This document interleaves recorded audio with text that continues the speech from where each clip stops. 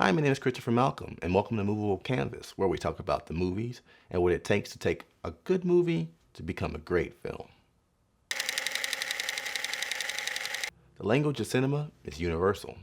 While we here in America, and especially us here in Hollywood, can sometimes think that the world of movies revolves around the United States, the truth of the matter is that the stories that illuminate our screen and the greatest tales told of all time come from all corners of the globe. In fact, it's always been my assertion that if you really want to truly call yourself a film lover, if you really want to call yourself a cinephile, you need to not only embrace, but really seek out different voices that are telling different stories. And you learn so much more about the world and also about yourself in the process. Today, I'd like to talk about one of the greatest international imports to ever touch down on American shores. That would be 1957's The Cranes Are Flying. The film tells a tale of a pair of star-crossed lovers, Boris and Veronica, living in Russia at the onset of World War II. As our story begins, our couple is infused with the passion of young love, yet not quite immune to the fervor of patriotism on the eve of war. The story is further complicated by the presence of Mark, Boris's cousin who's close in age but not nearly as close in moral compass. He also has eyes on the young Veronica, played by the stunning Russian beauty Tatiana Samailova. The fog of war hangs low over the proceedings as the stench of death is never too far behind. Not only the physical death, but also the death of optimism embodied by our two young lovers. When I first saw The Cranes Are Flying, it immediately left its mark just because of amazing cinematography. You know, certain countries tend to have certain aesthetics, and I don't know what they were brewing in Russia around that time period, but if you look at movies like The Ascent, Letters Never Sent, The Cranes Are Flying. It's some of the most stunningly beautiful images ever put onto moving films were made in Russia during that time. As a filmmaker, I spend most of my time watching the film, sitting back and just looking at the images and thinking, "Wow! How did they do that? Not only why, but how practically did they even pull off some of these things? It's quite amazing."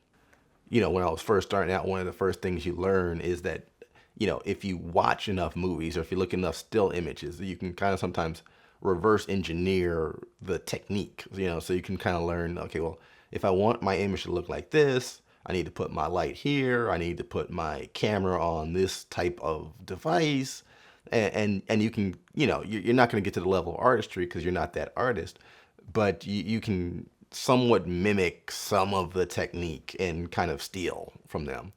But I swear, this movie was made 57, about 60 years ago, a little over 60 years ago. And even with all the technological advances, I still watch this movie and I'm amazed. I don't know today how I would get shots that they got in 1957. It's that stunning. And I imagine it'll still be stunning, 50 years from now.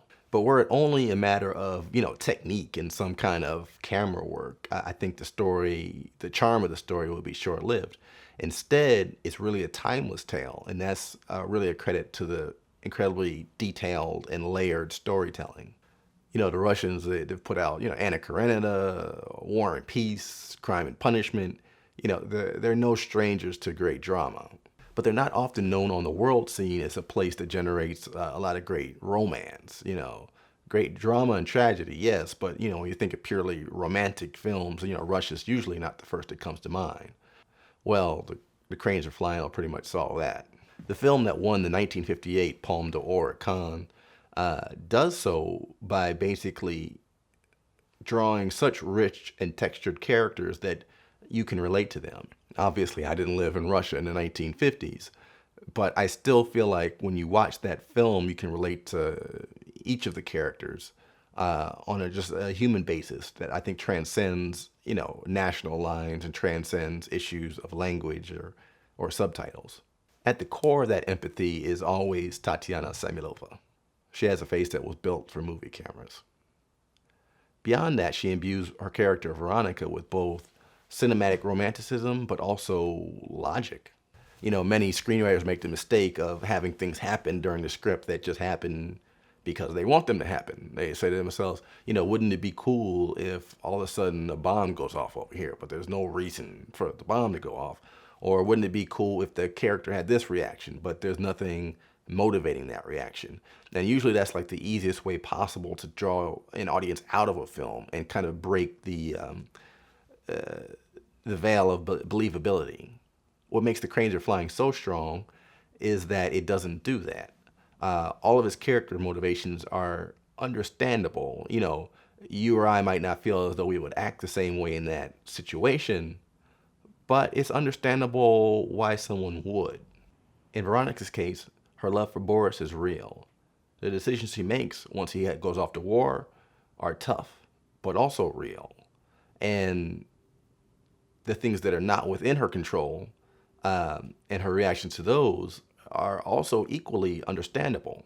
Likewise, Vasily Merkarev, who plays Boris's father, as this man who's also a war veteran, and someone who understands the sense of duty that a soldier feels, but also has the perspective of a man decades on from war, and knows kind of the limits of patriotism.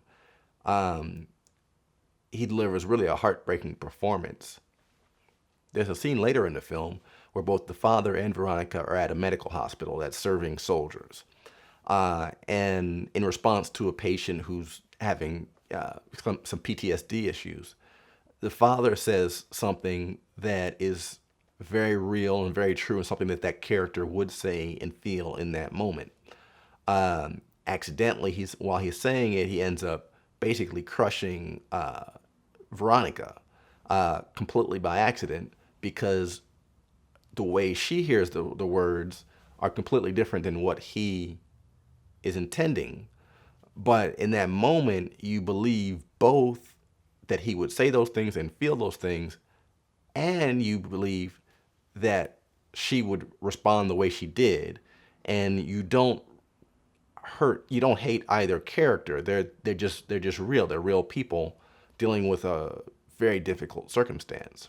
So I think that ability to create realistic dialogue and realistic situations that rings true within the context of a very romantic tale is very difficult.